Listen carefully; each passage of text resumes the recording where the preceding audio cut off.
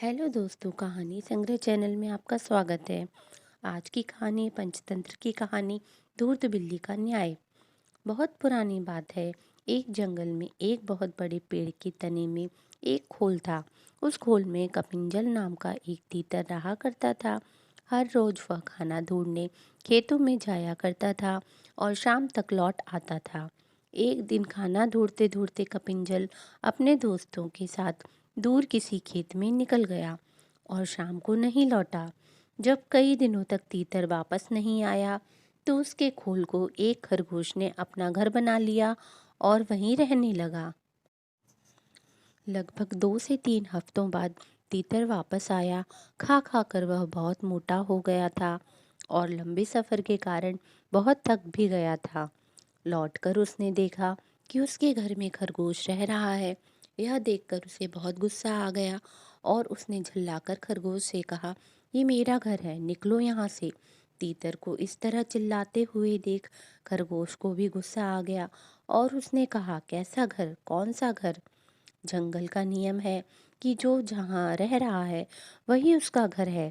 तुम यहाँ रहते थे, लेकिन अब यहाँ मैं रहता हूँ और इसलिए यह मेरा घर है।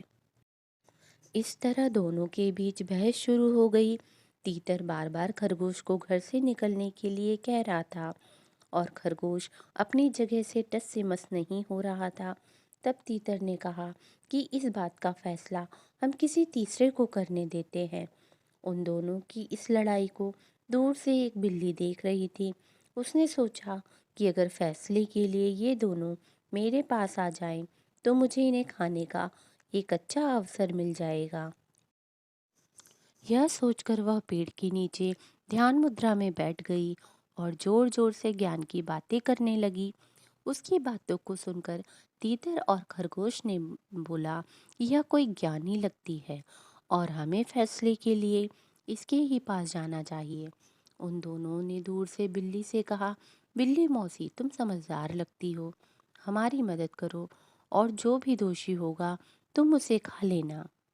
उनकी बात सुनकर बिल्ली ने कहा, अब मैंने हिंसा का रास्ता छोड़ दिया है, लेकिन मैं तुम्हारी मदद ज़रूर करूँगी।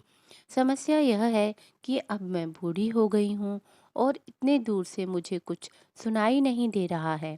क्या तुम दोनों मेरे पास आ सकते हो? उन दोनों ने बिल्ली की बात पर भरोसा कर लिया और उसके पास चले गए। जैसे ही वो उसके पास गए, बिल्ली ने तुरंत पंजा मारा और एक ही झपट्टे में दोनों को मार डाला। कहानी से सीख। इस कहानी से हमें यह सीख मिलती है कि हमें झगड़ा नहीं करना चाहिए और अगर झगड़ा हो भी जाए तो किसी तीसरे को बीच में नहीं आने देना चाहिए। तो दोस्तों, आपको आज की कहानी कैसी लगी हमें कमेंट कर ज़रूर बताएं और चैनल को सब्सक्राइब करना बिल्कुल भी ना भूलें।